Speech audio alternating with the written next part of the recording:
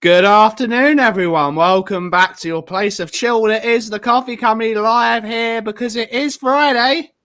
We're back. We are on board live on Tottenham on Tour, the world famous home of Levy Gone.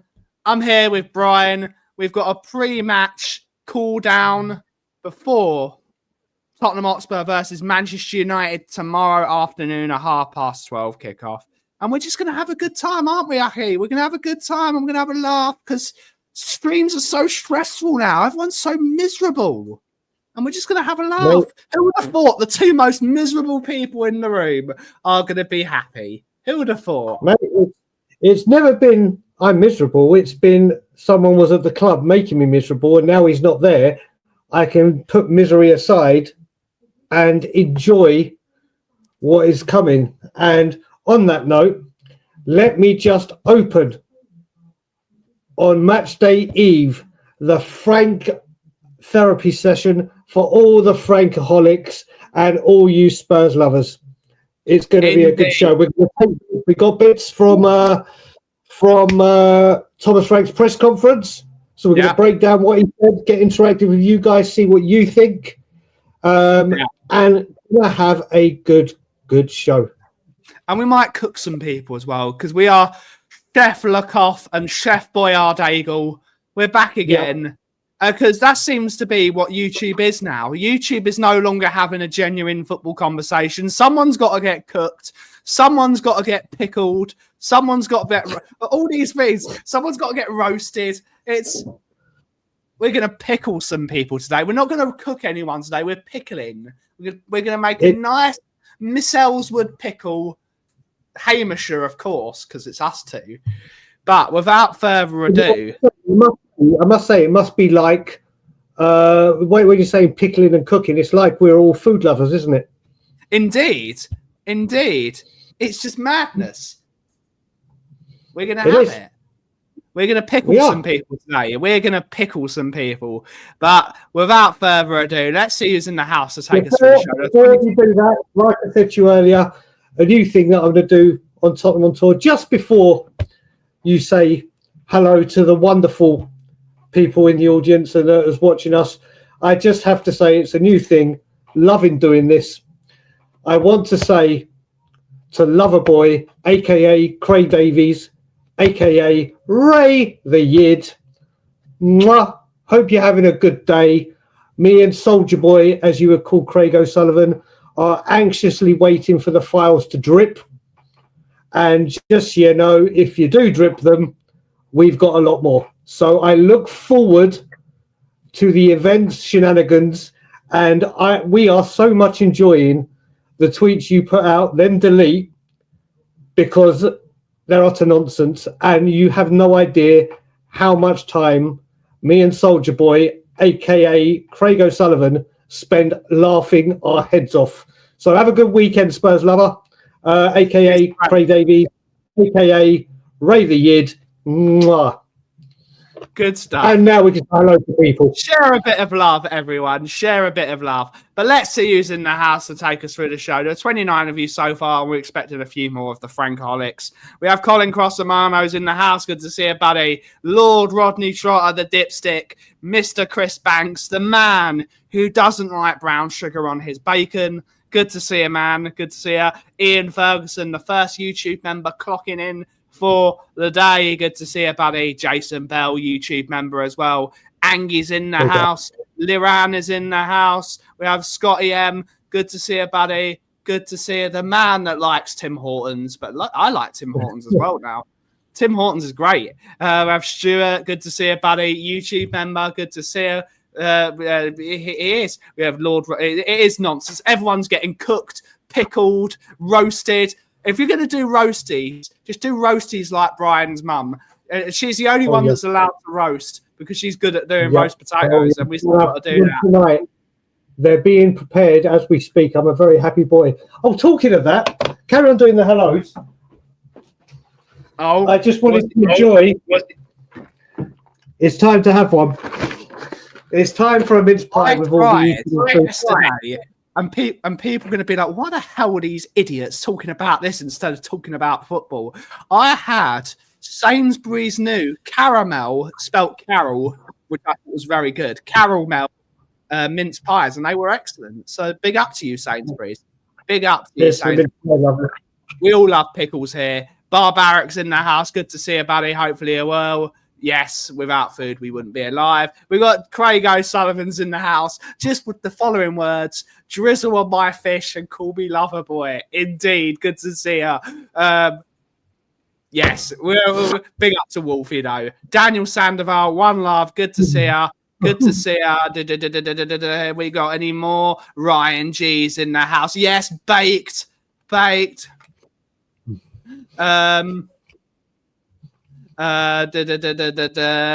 a roasty, big up. We all love a roasty. Been eating them since October. Yes. I've been eating them since when I've got here. I got here September the 21st, within the first week, mate. I think I've had over 50 mince pies since I've been here. Good stuff. Yes, get Dagul off the show. Okay, I'll get him off the show. There he goes. Goodbye. Your wish is my Dagul's gone because he's eating he's eating mince pies in November.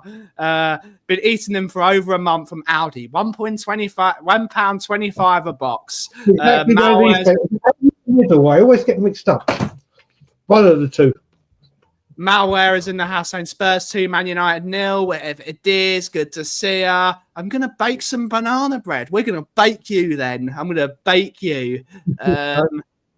Big up, Malware. Good to see ya. Good to see ya. Logan's in the house. Good to see ya. Effing afternoon. I like that, fellas. Big up to both of you. Big up. I might make my own mince pies. Can't be that. No, it can't be. Stuart saying big up the arm of Will. Big up the arm of Will. You've only got to stick your arm in. Try them with hot custard. Oh, that's going to be dumb. Birds? Is it birds custard, mate? I can't remember. Ambrosia, mate. Ambrosia, or whatever it is. Custard is lovely, mate. I like M&S ones. Me and Ben think very highly of the M&S ones. This is much more of a coffee company show today so far. Yeah, yes. That's just the hellos. Once we've done the hellos, we will get into what Thomas Frank has been saying. Good to see Andy Lloyd. Like Noel Edmonds with pickles, Ben. Deal or no deal? Indeed. Deal or no deal? I like both. Good to see you, Richard Bird. Good to see you. Just saw Sonny and Hugo and Austin watch was great. Good stuff, Liran. What? How can you not like custard? Ryan. Mate. Ryan, you've changed, mate. You've changed. Custard is an essential. Custard is delicious. Ryan, mate, I thought the world of you, mate. You've done that to us. You disgrace. We're going to pickle you this afternoon. What is wrong, mate? What is wrong? This is reason why Wolves are going down this year because you don't like custard and mince pies. What a disgrace! Big up, Birds. No, he said he likes mince pies. He likes mince pies. He doesn't like custard. No, I don't like. He says don't like mince pies. Don't like custard. Oh wait, then that mate. Strike 1 and 2. Strike 1 and 2. Right. This is why you'll get. This is why he's from the north. This is why you're getting relegated. This is why you're getting relegated. A mince pie is minced fruit inside of a pastry. It's delicious. Yes. Nothing like a drizzle of custard on a mince pie. Oh, hot rice pudding. Good to see you. Good to see you. I can't stand rice pudding. I can't stand rice pudding. Yes, his food opinions are shocking. Never liked custard. Yeah, even Scott M is dragging him. Even Scott M is dragging him. Big up Rinketic as well. Good to see you, buddy. Good to see you. I hope you get what's his name? Gary O'Neill was your manager now. He's played it down, buddy. Gary O'Neill. You know what? There's someone that I've just seen in the chat I haven't seen for a very, very long time. And you and me always promote him when he comes in. I've just seen it for the first time in months. Our brother Dan Gay's support service is here. Big up to you. Big up to the family. One sec, big up to you, Dan, and big up everyone. Check out his YouTube channel. He does a lot of great work. So we've had Ryan talking about how he doesn't like custard, and now we've got a scumbag here in Vinny. Let me just finish my bit with Dan. Everyone go and support Dan's channel. He does a lot of work for underprivileged kids. He does a lot of work for kids with disabilities. He's trying to grow his YouTube platform. Such a great guy, such a lovely man, has got such a lovely family, and so happy to see you here, Dan, brother. We will speak over the weekend, buddy. So happy to see him in the chat. What a legend. Big up Ghosted as well. Good to see you. Jason Stops is in the house. He's saying big up Vinny. He's saying big up to Vinny. Yes. Vanilla beanage in your custard. Absolutely. Absolutely not. Absolutely not. Big up Vinny the Gooner. I'm surprised you even brought Angus's thing up. But right, let's get back to the nitty gritty of things. First of all, Vinny, I hope you're good, buddy. Come on, the Sunderland. Right. The team news so far, and then we're going to break this. He's had quite a bit of things to say. The team news as it goes is Mohamed Kudus is touch and go. He's touch and go for tomorrow. Both Romero and Destiny are fit and available. And this one, you're watching with Aurora. God bless you, Aurora. I hope you're doing good, darling. I hope you are doing well and have a wonderful weekend, Aurora. And then international break is key for Dominic Solanke. Now, I will say with this international break for Dominic Solanke, a lot of people will remember that when he got declared unfit against Bournemouth, I immediately put a tweet out saying I've been told it's 2 to 3 months. Everyone was like, where did you hear that from? Yada, yada, yada. And then a few minutes later, Tottenham Hotspur came out and said they expect him back after the international break. One of those, it's nothing serious, which I said, I guarantee you that's to play down how badly we need a striker in the transfer window, why we loaned Mawani, not when I bought one. Well, what would you know? This will be the third international break. And apparently this one is key for him. So, madness. But right, should I start it from the earliest comment up, or should I go from the most recent down? Let's speak about it. Speak about what? Just have a chin wag. Have a chat. Yeah, but I'm saying what we're going to have a chin wag about with Frank said. Should I start with Frank's earliest quotes and work my way up to the more current ones? Or what he said first. Right. Okay, there we go. So let's have a look. The first thing what was asked is, where is it? Basically the first thing he said is what I've just said. Yes, everyone, when it comes to first up a team update on people for selection. Yes, everyone came through it well. Kuti and Destiny responded well and are fit and available. Kudus is touch and go for tomorrow.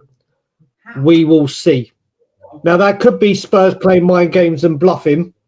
Or it could be the fact that he is out. I mean, Ben and people in the chat, before I go, and I'm going to mention a topic I was speaking with Craig in the Soldier Boy in the chat last night. Where are you? Where are you with Kudus? Personally, I just see that our mate Rumi Kudus being rested. Shut up, Tom. Just shut up, Tom. Big up to you. I think Kudus will probably be on the bench for this game. I don't know what the suggestion of this knock is, but I don't think they will play him if they don't think he's 100% fit. You might be able to play 20 minutes of the game, but I won't be surprised if he misses out as well. I don't know what that type of knock was, but it's Spurs never tell us the truth, do they? They never tell us the truth. Knowing us is gangrene. No, more importantly, before I go, do you see this as another, like with Solanke, it's a knock, he'll be back soon and we don't see him for a couple of months? Or do you think tomorrow we see him either starting or on the bench? Do you see him starting bench or not playing at all? I think with Solanke's is a much different situation. He's had a really bad injury for a while. I think Kudus, as Rodney Trotter is just saying, I think he's probably exhausted and he's hit his red zone. So they're probably just making sure that they can bring him back up to fitness again, because he has played a lot of games. He's played a lot of games recently, and we're going to need him for that December period, which is going to be nasty. 3 games a week. So we're just making sure he's all right. Okay, so I'm going to put this to the chat now, and I've got to make sure I explain this very, very clearly, because it gets kind of misinterpreted. After the Copenhagen game, obviously I was doing the watch along with Simeon in the studio, like I am with Ben tomorrow for the watch along. And if you look at it, don't get me wrong, Kudus is our best winger by far, and we are a better team with him in it, no doubt whatsoever. But if you look at the Newcastle game, where we actually played some great attacking football, we just didn't have, it was Richarlison trying to get on the end of things. Yes, we lost, but we had some flashes of good attacking football.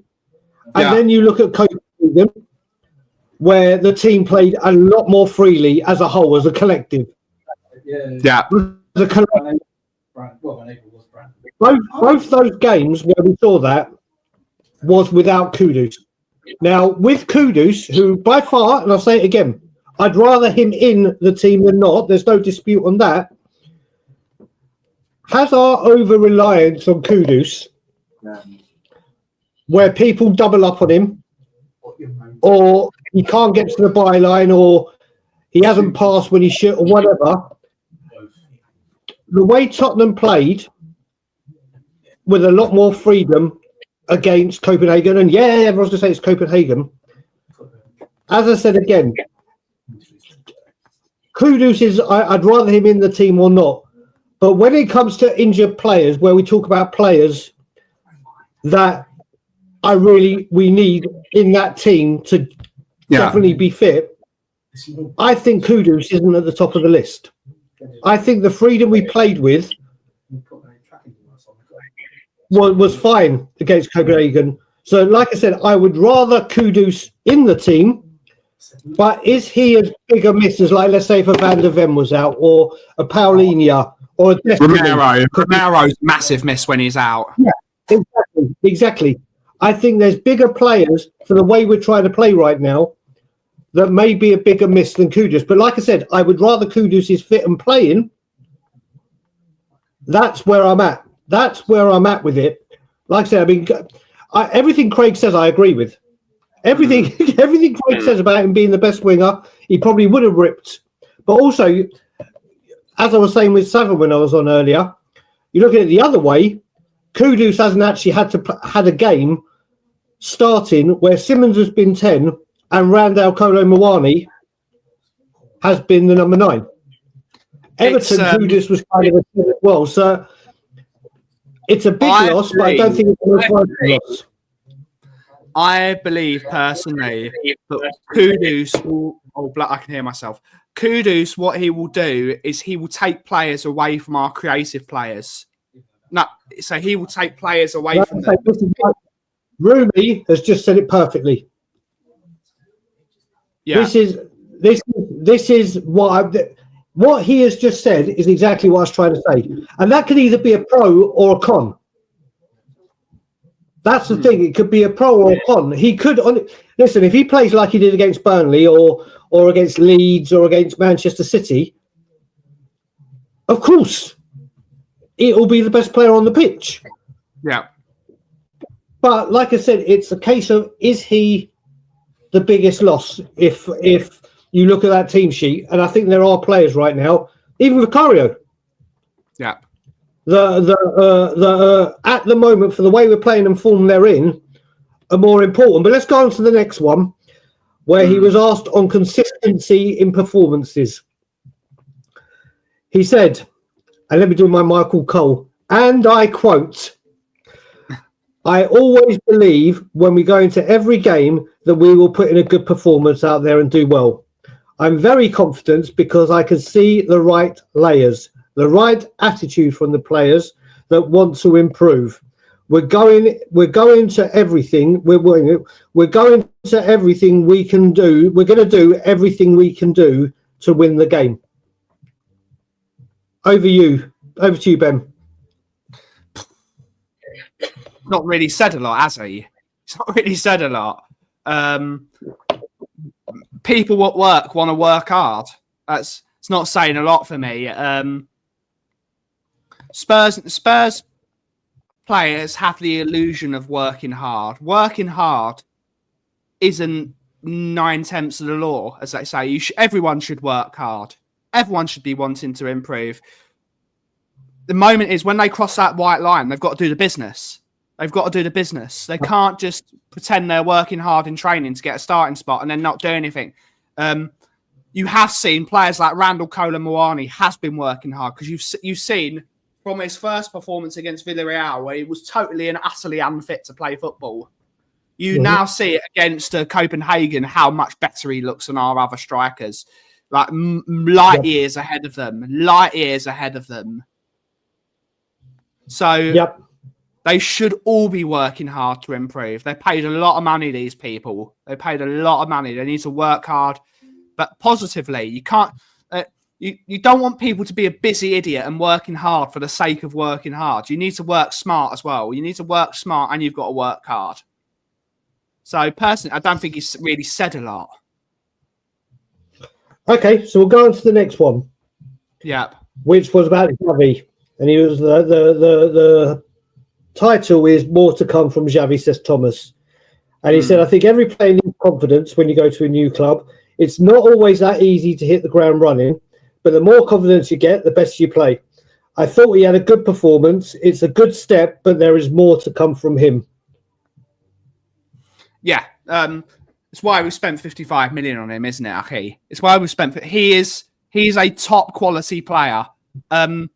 We had this conversation on the Kauffie Company yesterday that not many players come into Premier League teams and hit the ground running. The last time we've really had that with a Spurs player was Rafael van der Vaart. Came straight into the team. He came straight into the team and then he did the business. But they take time. You've got to learn your teammates. You've got to learn the style of play. You've got to learn everything. It's such the best players go into teams straight away. Like Haaland goes straight into the team already scoring goals for fun. Like Harry Kane, best player in the world, in my opinion, in his position. Best player in the world. Goes into that Bayern Munich team, scores goals. It doesn't always work. Florian Wirtz, we talked about this yesterday. Florian Wirtz was Liverpool's best player against Real Madrid, but that doesn't suit well with the agenda that Florian Wirtz is the biggest flop of the window. No, he just needs to play with his teammates for longer. It takes time to meld new players into a squad. It takes time. Yep. I will say to Gideon, no, I am still in London. I don't live with Simeon when I'm over here. I live with my parents. That's a reality TV show, Brian and Sim. That would be good, but me and Ben together would be just sheer madness. Would just be sheer utter madness. Right, back to Xavi. But the game against Copenhagen, apart from the second half when he came off the sub for Brighton, is when you saw him in full flow. It's when you saw him playing with Colomwani and he was making those runs to get in those positions, which Richarlison doesn't do. And that's not saying anything. That's not what Richarlison is kind of blessed with. Mawani offers more, and he's right. Like Craig said as well, he needs time. These players, there are players that come to the Premier League that do not set the ball rolling straight away. I would say more often than not, they take, whether it be a quarter of a season, half a season, first season, and then they start the second season. But we caught a glimpse of what this man can do. And I think the way we played in the start, because Bentancur was playing some fantastic balls, breaking the lines immediately, which freed him up. There was so much space for him. And so I don't think Bentancur will play against Manchester United, personally. I don't think he'll play. I think he'll come off the bench. I think we will start with Paulinho. I think Sarr will play again, and then Xavi in the 10. I think that's what he will do. I think he'll do it that way, personally. He started to bring Sarr back into the team again as more of an energetic player and have one of the two. Yeah, I mean, first of all, remember, tomorrow, Bergval's back available after the concussion. So he is available. So it could even be Paulinho and Bergval. It could be, I personally, and I know this is going to, I don't know, this may annoy people, this may not, but I'm going to speak, I'm going to elaborate. Sorry? I don't think Bergval is available, is he? It will be, it's a week. I think it's 2 weeks, isn't it? 1 week. Either way, I don't think Bergval will start anyway. I don't think after having a concussion, I don't think he will. Anyway, now, when I said what I was about to say, that this might annoy or not annoy, but disagree with people, and I know for a fact that Craig will be one of them. So I'm going to tie this in with Destiny. It's a terrible. Okay, people are saying we don't. Well, we'll see, but we'll see when it comes to. I don't know. I could go further up, and well, put it this way: Thomas Frank didn't say when they gave the fitness roundup, didn't even mention Bergval, and he would have said Bergval's out. Let me have a look. But whilst you're looking, I'm just going to read. The next one is about someone who I think is absolutely pivotal to us, and it's Destiny Udogie. And I'm going to tie this in with what I was about to say about midfield, then I'll let you go, Ben. So on Destiny's support and media reports, obviously going back to the horrible traumatic thing he would have gone through, it's a terrible situation to be in, but I can't speak too much about it because it's a legal case. We and the club are doing everything to support him, which there's absolutely no doubts of that. But what I will say is tomorrow, if Destiny Udogie starts, which I think he will, in this game, I won't have an issue if he does go Bentancur and Paulinho. And I'm going to elaborate on why.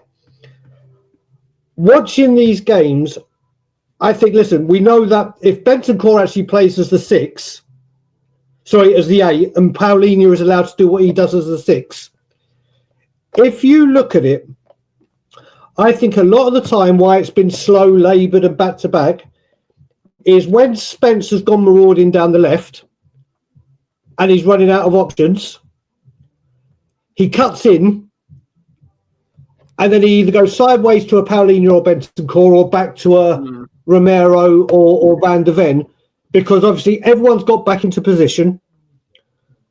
Xavi then, any kind of holes that he may have had or pockets he may have had,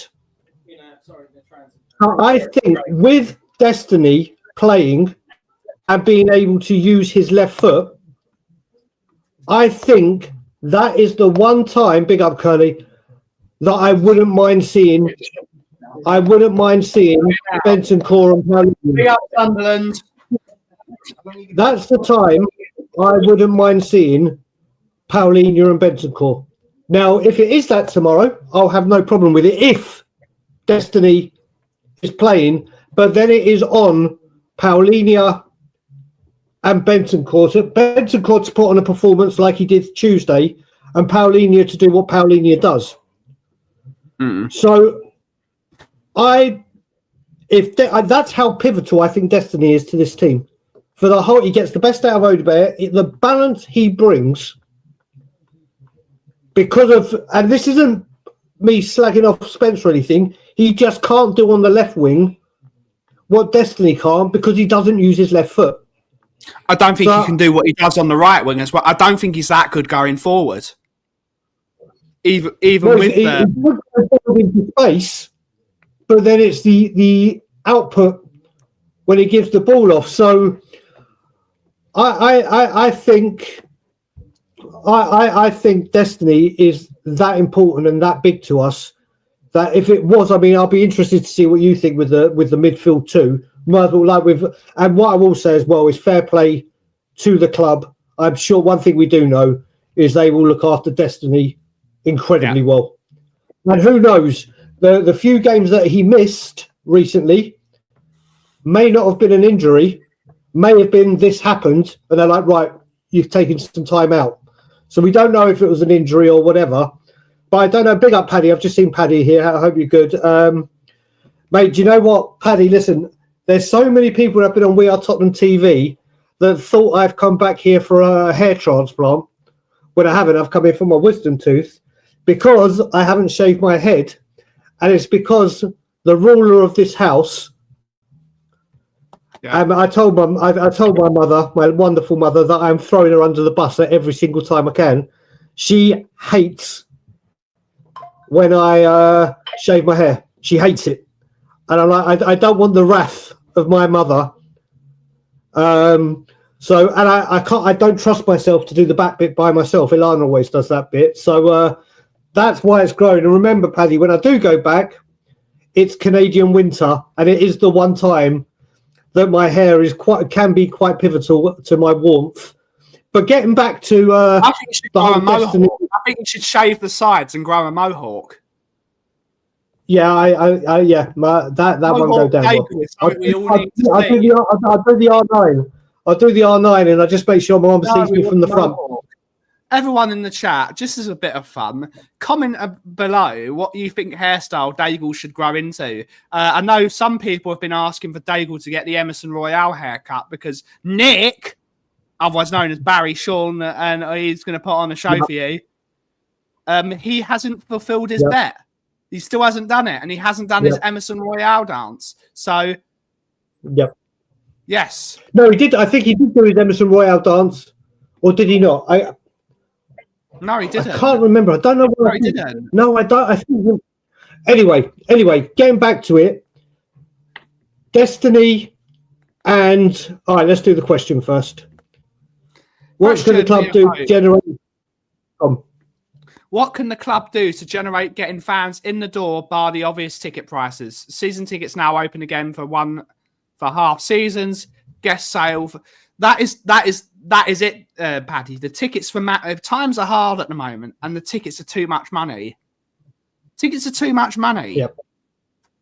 What was it? The Chelsea game was the lowest ticket was £60. The lowest ticket, and that's not including your train ticket, which will be £8.60. Let's say you get day travel card money, £8.60. Then you're going to have a beer or food, which is going to be £10. Then it's going to be your lunch as well, which is going to be 15 quid, unless you got a Chick King, which is very reasonable. Football's now a £200 day because it's just so much money to go to football. So that is the obvious way of getting more people in the stadium, charging less so they spend more. Because if they feel like they've got a reasonable deal on their football ticket, they're more likely going to spend. Like if it's a fan who doesn't get, if it's a fan that doesn't, sorry, Dagul, if that's a fan that doesn't get to go off, then they might want to buy a shirt from the club shop. That's £80. That's £80 minimum just for one shirt. Yep. Do you know what? For me, and I know, Paddy, you sometimes have connections with certain people, and what I've said what I've been thinking all along is you saw how many empty tickets there was for Copenhagen. And it got me thinking, you look at it when it's half term, Halloween, Christmas, Easter, Spurs are very quick to cash in and say, during the half term, come and do this with your kids, blah, blah, blah, blah, blah, which is understandable. Come into the House of Horrors or whatever it may be, Christmas, blah, blah, blah. I think the week before a game, when they can see that the season ticket holders haven't taken their options, and you can see huge clunks of they should do for Champions League games, and a week's notice will be fine. Reduce tickets prices, but only if you've got a child. You have to buy a child's ticket. So subsidise the adult's ticket a little bit, like knock it down £20 or whatever, but do the kids' prices at like a tenner, 15 quid. Because when I used to work in hotels or booking.com, the hotels, if they know they've got 20 rooms available, like the Hilton, let's say, and they're £200 a night, and it's on the day of arrival, they'll slash those hotel prices for the night from £200 to like £75 or even cheaper, because they'd rather have a room full and some money coming in than an empty room. So I don't see why Spurs can't do something where if it's a week before, they put it out they put an email out or they put an announcement out saying, because how many kids get to see Champions League? A lot of people go to the Carabao Cup or the FA Cup. But you've got to think, Brian, most people aren't going to take their kids to an evening game if they've got school in the morning. Oh, my dad did it all the time. They would. Yeah, I know. If it's Spurs, I know. Mine did it as well, but it's not responsible parenting, Brian. That's not responsible parenting. No, it is. It depends what age of the child you're talking about.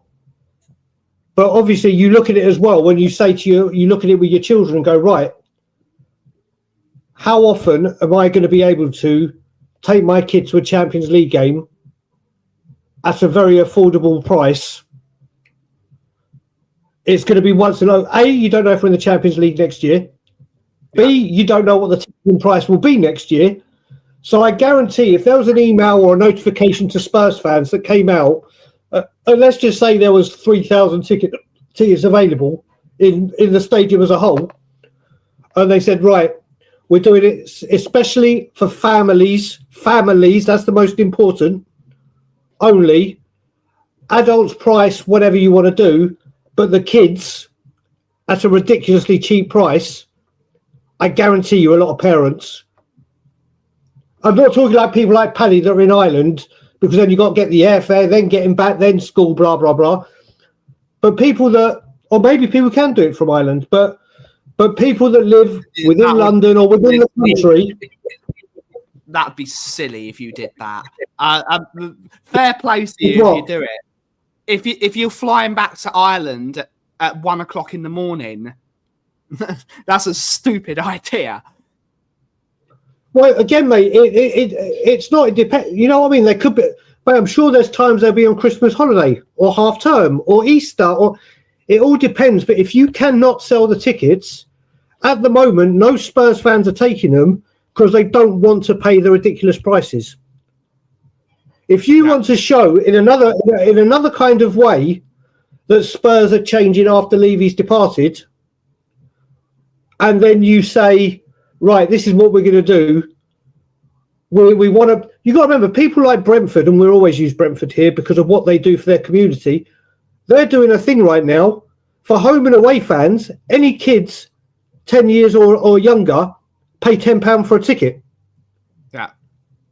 And you look at the money Brentford could have sold that ticket for, but they're like, no, they're the fans of tomorrow.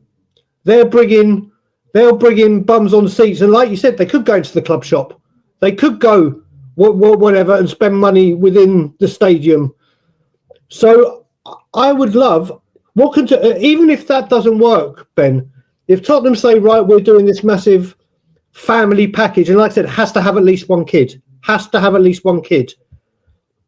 Spurs fans will look and go, do you know what? That's a really nice touch. That's you're looking out for the kids, because like you said, for parents to take their families out right now, whether it's one kid, two kid, more on a Premier League day, it's £200-300 easy. More than that. More than that. Yeah, but I'm saying I'm just giving a number in the dark, like out of the dark. We've got to look at our younger fans. I mean, I don't know if anyone else has. They just, frankly, they just need to reduce the ticket prices. They need to reduce the ticket prices. Yes, they do, but they need to focus it on. I think they heavily need to do it on children. I think that would be a lovely touch. And like I said, you look at it like the hotels. If they've got empty rooms, they will sell them cheap, so the room's occupied, as opposed to leaving it empty. So there you go. But let's get back to the press conference, shall we? Let's see. Let's only do a couple minutes more of the press conference, because we've been doing the press conference for almost half a show, and let's actually talk about the football match. Okay, we could do that. Okay, so so first of all, I will say, let's hope the manager of the month curse is still good and live, because Amorim and Mbeumo both got player and manager of the month respectively. So let's hope that it works. I mean, let's use Lord Rodney Trotter. Actually, we'll go on to the match and forget the pressure. I just want to go on with Lord Rodney Trotter. The man lives not in London, lives down in Bournemouth way. If he's got a young child, I think not even one yet, or maybe just over one, if I'm right. Even Colin Cross-Amano, Wales. Yep. If there was a family package, and let's say Colin wanted to take one of his grandchildren, you do it heavily subsidised for the kids. That train fare, or if you're driving, then you're more likely to go, do you know what? I can go and see I can take my son to his first football match. In a time and world right now, when your dad used to take you and my dad used to take me, the football tickets were very reasonable. I mean, I used to get a lot of tickets because my uncle, if people remember the old Paxton, there was a restaurant and banqueting area called the Chanticleer. My uncle was the chief photographer of them. And I went to loads of Spurs banquets, so I went to the FA Cup one. But I used to be able to get tickets, but you could easily get tickets and it was an affordable price. Like Colin Cross-Amano, £500 to £600 for him and his boys. That's how much it costs for me and Mickey to go to Milan for 5 days. Yeah, this is what I'm saying. This is why they need to. That's holiday money. That's holiday money. Yeah. Yeah. That's the thing. I've just seen your private message. Fire away, brother. Fire away. All right. Fire away, geezer. Fire away. We'll bring Nick on. But yeah, this is the thing. We got to think. The most important thing is we have got. We need to find a way to make the future of Spurs fans. Boxy, you cannot blame the empty tickets on Thomas Frank. Seriously, you can't blame the empty seats on Thomas Frank. That's silly. I'm not going into that.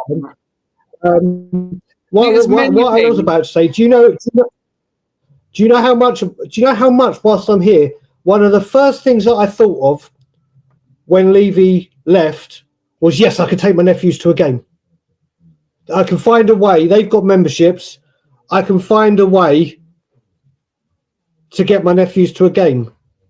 Obviously, with me out of work or whatever and everything, I can't afford to do it on a Premier League day.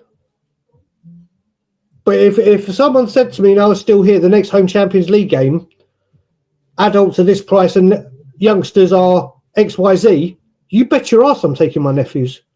Sure. Bet your ass. This is it's so important. It's so important to get the youngsters in to enjoy and see their heroes, so to speak. When you're young, you love every Spurs player. You're just mesmerised, aren't you? We need to make sure that we do that. But let's get back onto the game. Where do you want to go with the game? Exactly, Colin. It's exactly the same in rugby. It costs that you could fly to Spain. You could go to Spain for the cost that it does. That's why people aren't going. You don't have the Sonny fans anymore, and you don't have those guys. If Sonny was still at the club, the stadium would be full every week. You don't have those 10,000 Koreans every single week anymore. You don't have those guys anymore coming every single week. You don't have those. There's many different things. There's many different reasons. The price of tickets, the price of everything at the moment is unbelievable. I mean, I won't bring up politics, but when that budget gets dropped in a couple of weeks, there's going to be a lot of people that aren't happy. There's not a lot of money to go around for things like that. The amount of things, it's mad. Yeah. It's mad. Yeah, but you know what? What goes back to, you would have thought the great businessman, when he was here, as a businessman, would have said, right, okay, and seen what's going on here, and said, right, okay, we're not. But obviously, he had to win every negotiation, had to do it his way. But look, it's a learning curve for Tottenham Hotspur. It's a real learning curve. The tickets weren't that expensive, I believe, for the Europa League, were they? No, they weren't. So this is it. I mean, thankfully, it's come to the point. Lord Roddy Trotter said it as well, for underprivileged kids in the area. Yeah, that's a good rate. You look at the charities they support, and Tottenham do support a lot of good charitable organisations. What a nice touch to go and say, do you know what? Here you go, kids. Especially when, like when all the football, for all football teams, they go to the children's hospitals over Christmas period. What a lovely time to do that. And go, here you go. And fill that ground up. It will be, for the loss you may make on the tickets, those fans that thought never in a million years would get to go into that stadium and watch their heroes. And at that young age, they are like, I remember walking into my first game, and as soon as I saw the lights and the players running and doing their warm-ups, I was like mesmerised. I was hypnotised. And that's when you're thinking about it, as much as we don't want to think about it, Brian, football is now competing with entertainment. It's competing with Netflix. It's competing with Amazon. You're going to have to get kids away from screens and get them to a football match. It's one of the reasons I hate screens, and my brother will talk about it. Kids are glued to iPads and screens and mobile phones now. They're glued to screens. How do you get them unglued from a screen to go and to watch a football match? They can't be away from their phone for 2 seconds. There is. You're competing with regular entertainment. It's got to be at a reasonable price. It's going to have to be a reasonable price so you can say, "Oh, I can get a ticket. I'll take the kiddo." Like if I wanted to take one of my nephews with Will, if you want to take an adult instead of a child ticket, you have to pay the price on top of it to convert it to an adult ticket. But you don't get the same thing if I want to convert an adult ticket to a child ticket. You don't get that money back. Yeah, well, this is it. So you look at it as well. A couple of things. First of all, Lord Roddy Trotter is right. You give it to those underprivileged kids or people going through hardship. Going to one game and having that excitement and trust me, from a mental health aspect, it's massive. And Paddy's hit the nail on the head with this one. They've hit that. This is the thing. Again, I think this relates back to prices. When they see the prices this high, they're like, I'll just stay in and watch it on telly. Yeah. I have the best seat in the house. I can get up and go to the toilet when I want. I can do this. I can do that. They've got to... It's got to find a way.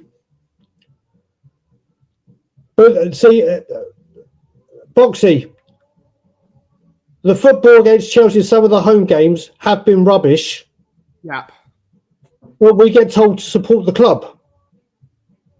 Now, I understand people want to go see effective, attacking, free-flowing football, like we did Tuesday. But but the people that were disappointed disappointed with Chelsea, or like, I'm not going to the Champions League because I'm sick of this football. If you had gone, you would have seen the exact opposite.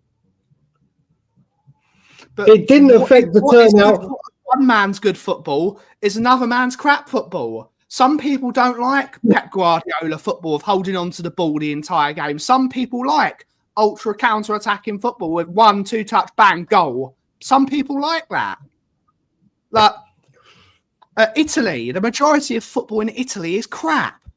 The stadiums are all full because the prices are reasonable. It's 30 euros for a ticket a lot of the time. It's 30, 40 euros a ticket, depending on it. Might be slightly more for a Champions League game. But in Italy, you can afford 100 euros gets you your meal at a pizza place. You get to go to a football match. You get to have a couple of beers around the stadium. It's the affordability. That's why people can't go. It's not the style of play, because under Jose Mourinho, apart from during COVID, of course, because it was COVID, you couldn't go in the stadium. Yeah. Go to the stadium. Stadium was mostly full. And the football was crap. Under Conte, the football wasn't brilliant. Stadium was still full. Under Nuno, the stadium was full. Under Ange, some of the worst football I've ever seen is under Ange. Stadium was full. It's because the price of the ticket. It's exactly. Purely, and you go back terrible football. And yet the stadium's full because they're winning every week. That's the whole point. Exactly. And not just that, Ben. I will like Boxer, there's more than a few good moments against Copenhagen, but because people don't want to see this shit football, I guarantee you tomorrow's stadium will be at complete capacity. Complete capacity. Because the thing is, Spurs fans now, even if you're a season ticket holder, they used to do it. There was a few more games when I was my season ticket holder, but until recent years, you had a few cup games included in your season ticket. Now there's none. You have to buy your own ticket. It's like when a company changes hands and they make you re-interview for your current position. The stadium will be absolutely packed to the rafters and at capacity tomorrow, because it's Manchester United, it's the Premier League, and it will be packed to the rafters because the season ticket holders have paid for their tickets. People that are members, or if they've gone out to non-members, will want to go because it's a big Premier League match. I guarantee there's no one right now at home going, I'm not going tomorrow because of the shit football. It's Nick. What's your opinion on this, buddy? Welcome to the show. Good afternoon, everyone. Sorry, I was just letting you have a little rant there, Ben. I think you're getting quite emotional. I don't like it when working class people are priced out of things. I don't like it. Yeah, look, it's ridiculous, right? I don't have my season ticket anymore. The pure and simple fact is, 3 years ago it was less than £1,000. It would have been close to £1,300 this year. So 4 years, it's gone up nearly. Well, I don't know what the maths are, so I'm not very good at maths, but it's gone up 20%, maybe a bit more in that time, as well as everything else going up. Now, obviously, look, I'm not as fortunate as some that live closer to the stadium, but for me, it's. It'd be a couple of hours there, a couple of hours back. The minute when you include the ticket, it's £200 a game, and quite frankly, I would get more enjoyment from going away and using that money to spend that money elsewhere. But unfortunately, with the way gas bills have gone up. Council tax has gone up, water's gone up, everything's going up, and I understand that from a business point of view. But people are being priced out of it. There comes a point where people can only pay what they can pay. I can't afford to go and watch Tottenham every week as a season ticket holder. Yes, I could still have my season ticket and sell it on the exchange, but even the tickets on the exchange aren't going right. Yes, cup game. I remember cup games when they used to sell them in bulks of 3, and You know, they used to do a deal, and then it was like £5 for a junior. But now it's just, you know, now, I mean, we saw the other night how empty it was. And I think the trouble is because we've had, you know, because we have Sunday, Wednesday, or, you know, Tuesday, and, you know, 3 games a week, it's a lot of money. And people, especially at this time of year, have got other commitments, and coming up to Christmas and other festivals, you know, you've got, you know, it's not just Christmas, because there are other festivals, and we have to be mindful of that there's a lot of money that needs to be shelled out. And I just think that it's just, yeah, it's just gone are the days when you go to football. You know, I couldn't afford, you know, you can't even afford really to take, you know, couldn't even afford to really take the family down to watch Wycombe Wanderers, because even though they're that's down the road, expensive. It's 32 quid plus for an adult, plus 20 something for a kid. You know, obviously I've got about 500 kids, so you know that brings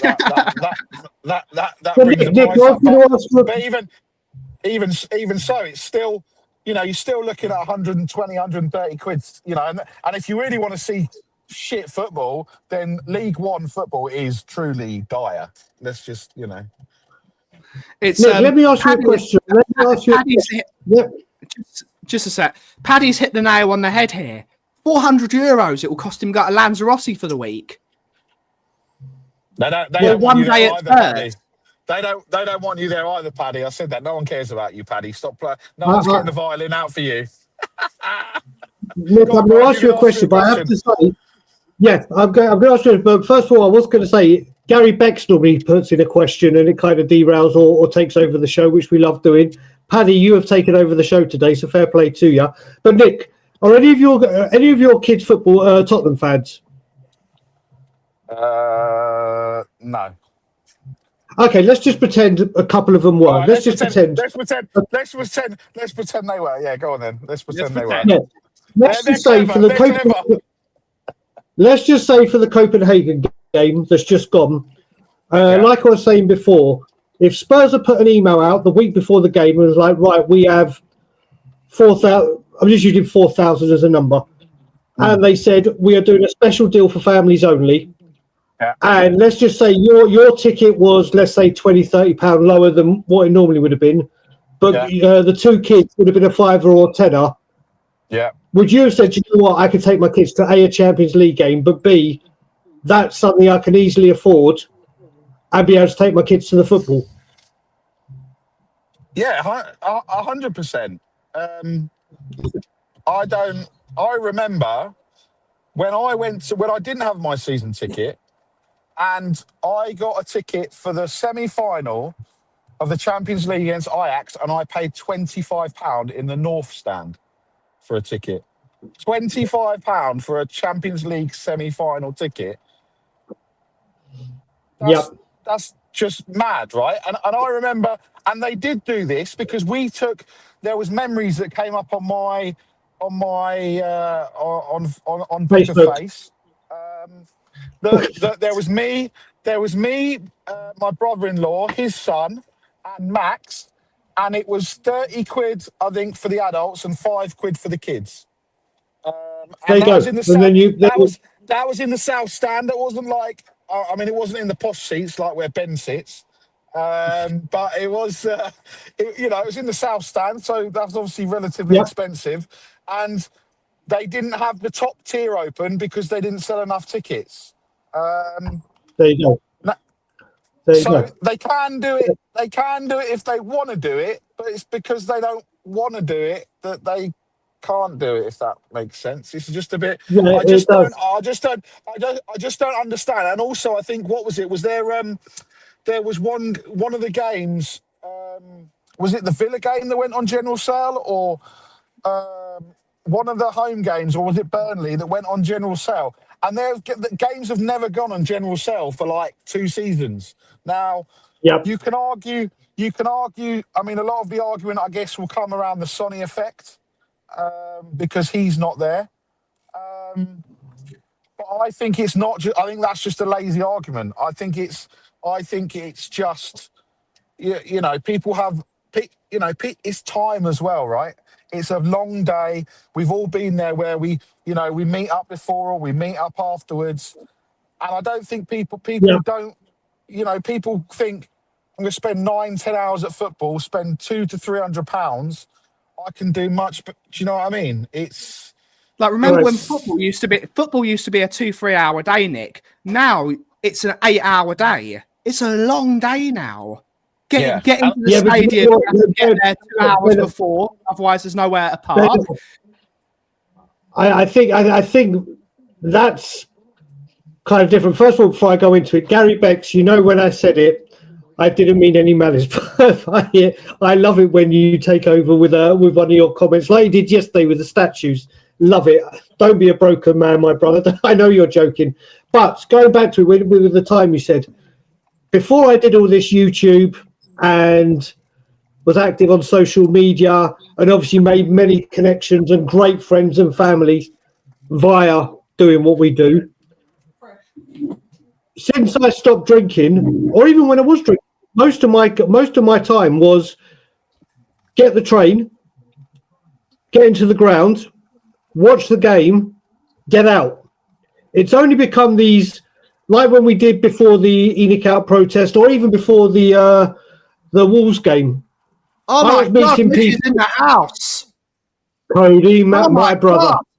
Cody Mack's alive. Mate, he is alive. I spoke to him recently. Big up to you, Mr. Cody Mack, my brother. Big up to you. But as I was saying, for the Wolves game, me and Danny got to the Coaching Horses. Kickoff was what? Was it 8 o'clock kickoff, wasn't it? 8 o'clock kickoff we were. So I was in the pub by 5 p.m. as a non-drinker. So I was there 3 hours early. Then, excuse me, Cody. All right, Cody, you just blanked me. You just blanked me after bigging you up. I'm not Cody's got a special gift, which is the cat stirring, which was his go-to one. That's what he's doing right here. But this is a thing. The Wolves game may be a bad one. Let's just say, Ben, the one we did when I came back for the Enoch out Levy out protest, change for Tottenham. I was in the pub by 11 o'clock. We were there when it opened, remember, because we all met for breakfast. So we met for breakfast beforehand. Then went to the I think it's the Gilpin, because it opened earlier than the coach. Then we came back to the coach. Then obviously people went into the game. Then we all met up in the coach after. Then loads of us went for a meal after. So I was out from like 9 a.m. and I didn't get back to about 11 p.m. That's because of the circles that we all meet up in now. I'm sure there's people and families that literally turn up at the ground, go in, after the game, get out. But that's when you gauge the amount of time people are spending at football, I think there are lots of people that may be of different times. Yeah, but also, Brian, the other thing as well is the kickoff times don't help, right? So, like for me, if I was going to tomorrow's game, I'd have to leave at 9 o'clock in the morning, and I probably, because obviously the kickoff 12:30, what have you, I probably wouldn't get home till 5-6 o'clock because I'm not going to leave straight away. Yep. And I'm going to drive because the transport is, the transport links to get where I do it. It's even longer to get, to go into London, to go out of London, to go out again, to do all of these things. That was very funny. Trying to get Phil P drunk into a cab, he wouldn't get in the cab. Phil P. You forgot about the bit with Phil P. I think Tom was it. I don't know if Tom was in my cab or he got a lift with you guys. There was about 20 of us that went there, wasn't it? And then Simeon joined us or whatever. We're all in the Coaching Horses going, let's go, let's go, let's go. Me, Danny, and I can't remember who else was in my cab, but there was another person. Oh, it was you. Okay, it was you. So you were in my cab. Literally, Phil P was right with us because other people got lifts. So me, Danny, and Ben got in the car. And literally, as we left, Phil P was like, where is everyone? I was like, Phil, you were with us. You were with us, so he had to get his own cab to meet us, and he was gone. But yeah, go on, Nick. Sorry, buddy. Go back to where you were. Oh, I can't. Well, no, just the kickoff times as well. Like, it's just ridiculous. 11:30, it's too early. You know, or 12:30, too early. You know, 8:10. I mean, I remember. You know, and, all right, it wasn't that bad because it was, you know, it was an away game, but we left to go to Man United away, and it was a 8:15 kickoff on Amazon, and I got home at 6:30 in the morning. Utter nonsense to go and watch a game of football. When I went with Stell, Henry Wright, and Ryan to Sheffield United away in the FA Cup, didn't get back till 4 a.m. after getting beat by Sheffield United. I think me and Nick did the watch along for that. I was definitely in the studio. I think so. It was lucky I wasn't killed, to be honest, because of our good brother Ryan Isaacs. Lucky we even survived. Mate, on that game, before we went live, I had my phone in my pocket, and all of a sudden, my phone went red hot. I had to take it out of my pocket, and everyone was like, "Brian, you at the game? I've just seen you on the BBC." I was like, "No, I'm in the watch along studios." And obviously, because we were getting ready, I hadn't watched the build up. They did a massive thing about the Levy out, and there was me outside the training ground doing an interview. Do you remember that interview, Ben, I was doing when I met you there in the one where we did it? That was on there, and I was like, "Huh?" But yeah, that Sheffield United game, mate. I'm so happy I didn't go to it. I'm so happy because horrible day out that was. But let's actually talk about Man United for 5 minutes before we end the show. Yeah. So well done, Paddy. You've ruined the show. Always Paddy. Blame Paddy. Do you know what? But do you know what, Ben? Before we get on to Man U, what I will say about it is obviously right now everyone is talking the Manchester United build-up. And you know what? Having a conversation about something that's so paramount right now about this football club is no, he won't let me live Cucurella down.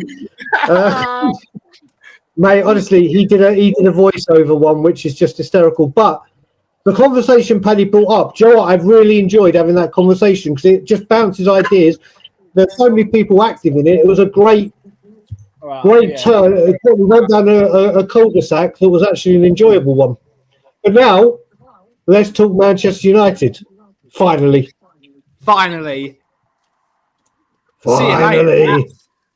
See you later, Rat.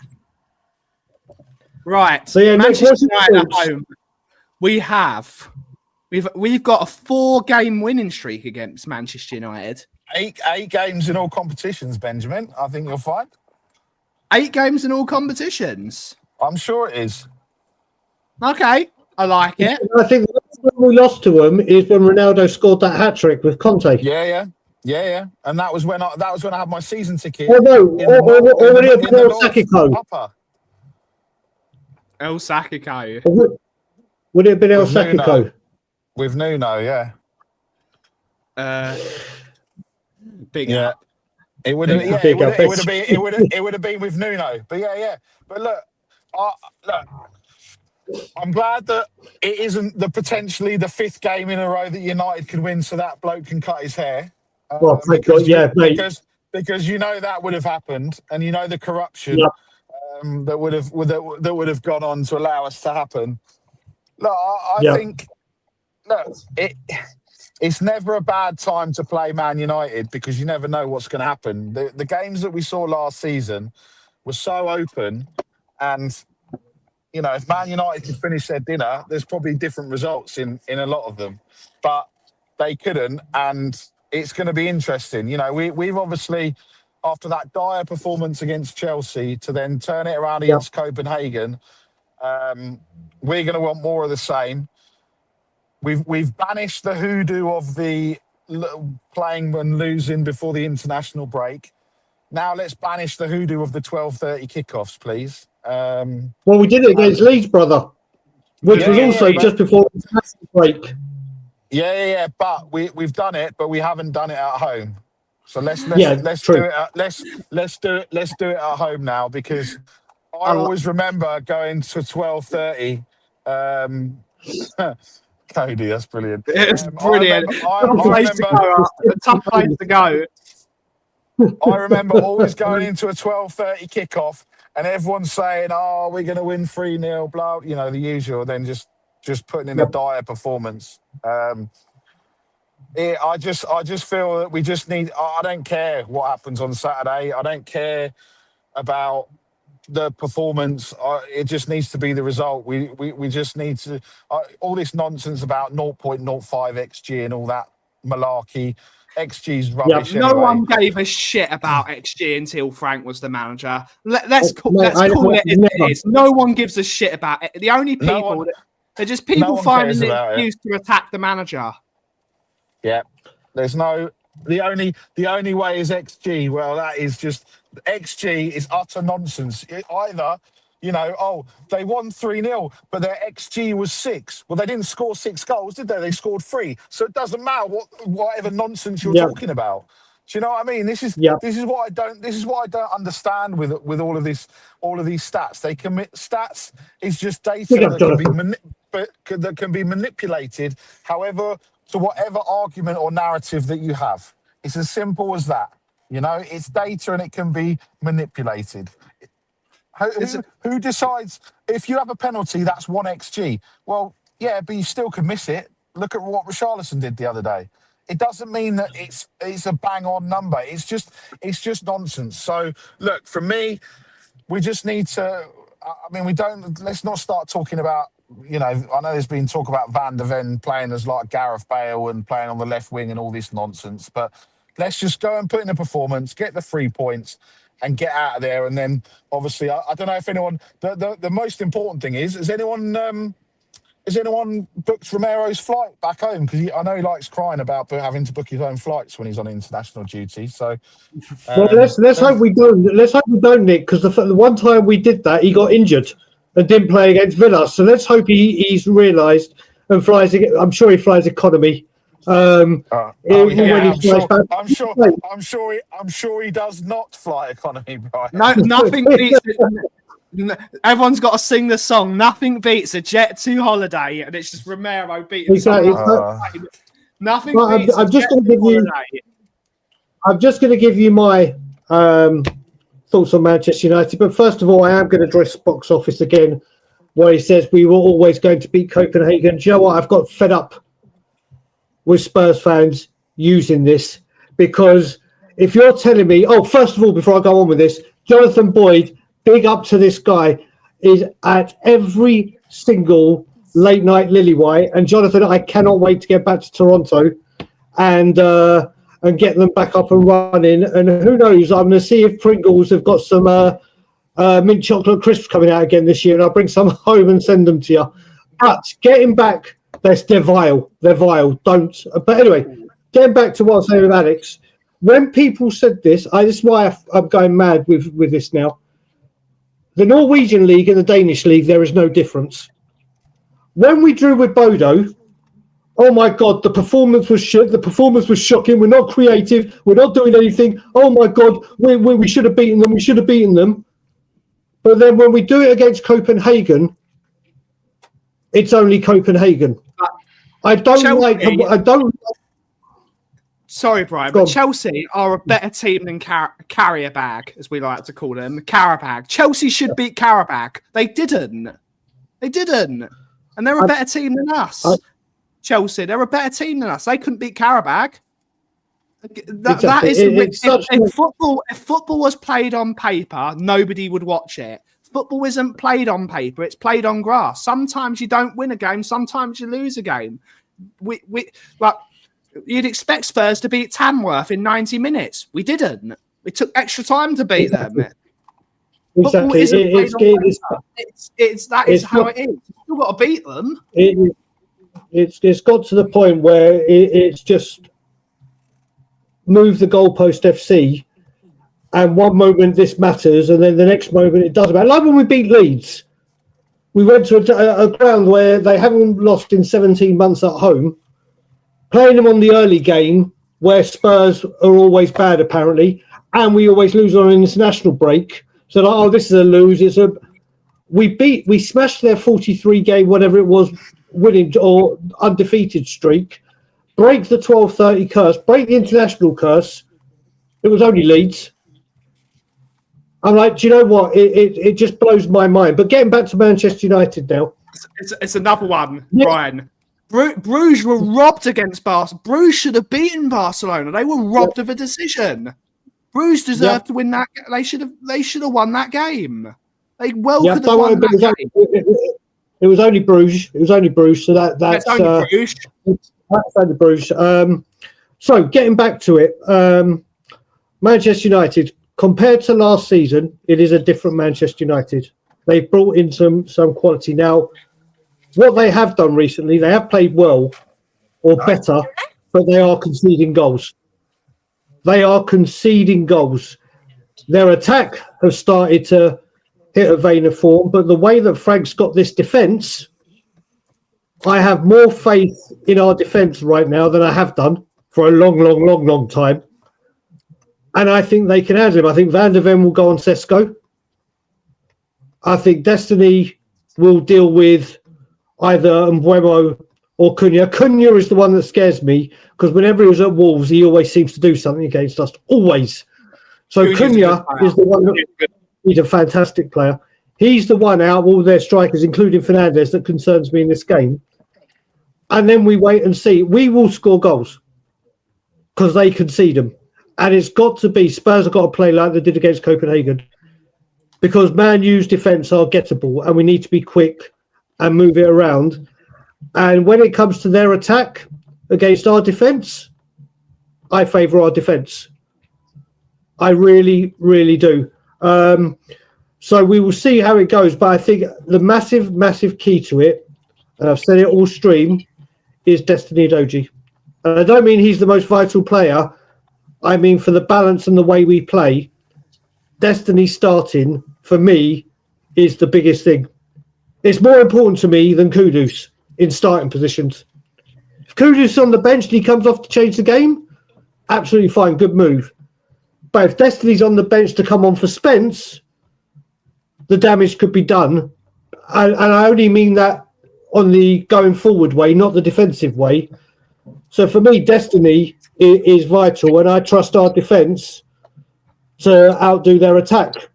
So I am going for a Spurs. I mean, you can give your opinion, Ben. I am going for 3 points for Spurs tomorrow. I'm going to go with it being quite a close game. They have hit a vein of form. They have got the curse of the manager of the month curse, and it's all these things wrapped into one. I think we will concede tomorrow. Their attack is very, very good. I'm going to go with a 2-1 Spurs win. I'm going to be positive because we do have a hoodoo over them at the moment. And yes, hoodoos do matter. They do matter because like people say, oh, it was only Man City. We still have to fucking beat one of the best teams in the country with it's one of the best strikers in the world. Still have to beat them. I think 2-1 Spurs win. And I think we should. Well, hopefully, we can get this whole home form over the what's it called? The home form curse. Yep. I mean, if we get 2 home wins out of the 3 that we've just had, and I can see Alex saying, "Did you think we'd beat Copenhagen when the fixture list comes out?" I'll go back to you exactly what I said. Did you think we'd beat Mura when the fixture list come out? Did you think we'd beat Wolves when the fixture list come out? Do you think we beat Man City when the fixture list comes out? Well, the Man City one, you know, Spurs fans will be optimistic, but that's because of the. But to go there and dominate them like we did, no one is thinking that's happening. I'm sorry. Exactly. It's all ifs, buts, and maybes. There's no point in looking at a fixture list and saying, "Well, there's 3 points, there's a win, there's this, there's that." Exactly. Like Ben said, it's played on the pitch, and at that time, you don't know if there's going to be injuries. You don't know if there's going to be any instance. There's going to be sendings off. There's going to be what's going to happen during the game, the momentum, the crowd, the weather. All of these factors contribute to a result. It's not just football is not played at 18 degrees at the same time every week, and it's just nonsense, right? So, he's gone. He's just dropped the mic. He's gone, and I'm going to do it again because box office said based on what Doggy is rubbish in the final third. He needs to improve his crossing, but if you can't tell the difference in the balance he offers going forward and being able to use his left foot and carry the ball going forward to get us in attacking situations, yes, he needs to work on his final ball. I'm not denying that. But he doesn't have to, when he's running at full flight, he doesn't check in and stop the ball like Spence does and then has to pass it sideways or backwards because he won't use his left foot. When he played against Brighton, he was absolutely faultless. Before he was taken out for the incident or an injury that he picked up, the football he played had a lot more balance. He adds a lot to this football team. Yes, his final ball needs to be worked on, but the balance and being able to use that left foot and not having to check in all the time is absolutely vital for the balance of the squad. This is what I've got. I've got to pull up my buddy Angus here, and Nick's coming back in. This is why, Angus, no one takes you seriously. This is why no one takes you seriously, buddy. We all love you here. You've got so much time here. This is why we don't take you seriously, because even if Spurs were playing the worst team in the planet, you'd still predict them to beat us. We're here for a balanced football conversation, mate. It's a balanced football conversation. So let's be reasonable. If Arsenal play a team that we expect Arsenal to beat, we're going to say Arsenal are going to win. It's football. It's Angus. So let's turn it down. It's not sectarian politics here. It's not sectarian football. If we think that one team is better than another team, we predict it. It's fair. Let's be fair here. If you think we can win, we think we can win. That's just the way it is, Angie boy. So let's calm it down. Angus, this is Angus. What I say when I say you have your blinkers on and tunnel vision. If Arsenal were playing Burnley or any team at the moment, as much as I would hate to say it, I would predict a filth win. As you've heard on many a time, anyone asks me my opinion on who is the best player to ever play in the Premier League, I hate to say it, and you know what I'm going to say, for me, and it's not even close, it's Thierry Henry. Yeah. You are allowed to say certain things and praise it. You're allowed to predict an Arsenal win. You've got the blinkers on, mate. You're vision. You're not committing a cardinal sin. You're not committing a cardinal sin. Yep. Exactly. Exactly. That's the thing, is that's what it comes down to. It's just madness. And see, like I said to him, I may be absolutely out my rocker, but I have a feeling we're going to get a result when we go there. They're in great form.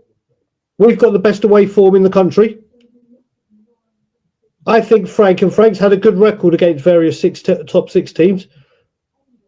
He'll make sure we pay full respect to what Arsenal, the filth, offer.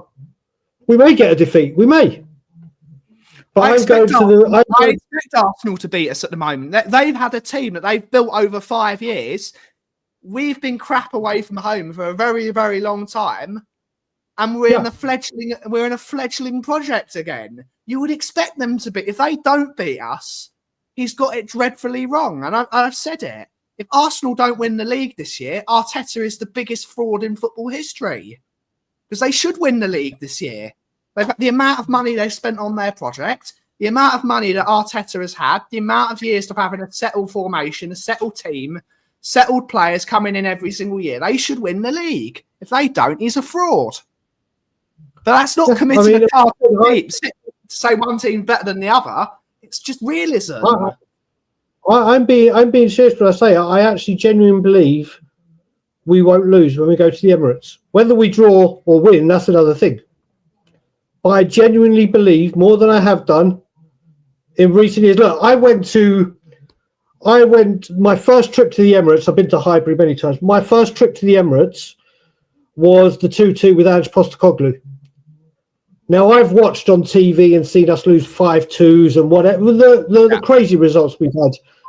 I always say, when you go to the filth away, all I care about, obviously the 3 points are most important, but if we lose, but I can sit down and say, do you know what?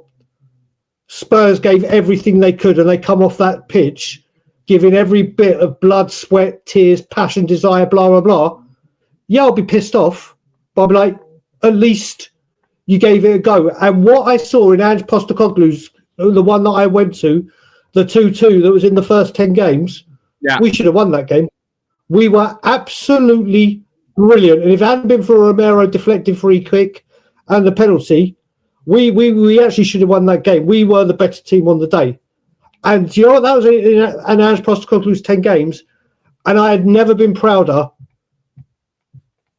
of a Spurs team against the filth since when we did it with Harry Redknapp. Then you go fast forward last season when we played the filth in January, and after that performance, that's when I turned to be an Ange Postecoglou out, rightly or wrongly. First time I ever turned on a manager, because on that pitch there was no energy. There's no. I don't care about injuries. It's Spurs Arsenal. You still have passion and desire and fight. And I was like, you have not turned up at the Emirates. And to me, that was totally gutless. It was totally gutless. Mate, it was totally and utterly gutless. So I honestly do think we will get a result at the Emirates. I truly believe it, and we will see. But yes, let's wrap it up with score predictions from us three. Yeah. So Nick. Nicholas. Okay. He's stunned for words. Ben, your prediction. My prediction for the game is we're going to win 2-1 tomorrow. I think we will just get through it. I don't think it's going to be champagne football, but I just see us getting through it. I think I was going to say 2-1, so I'm going 2-0. I'm going to go 2-0 because I would have taken 2-1, and I don't want to say 3-1. I'm going to be positive and go for a clean sheet again. And I think that will be the 5th in the Premier League. We'll be 1 away from last season's total. 2-0 tomorrow, and I actually do think the football will be on a more Copenhagen level than a Chelsea level or a Wolves level or whatever. I think we honestly do play more for big up Jimmy Hotspur, brother. I seriously do believe that the football will be, people go away and go, that's more like it.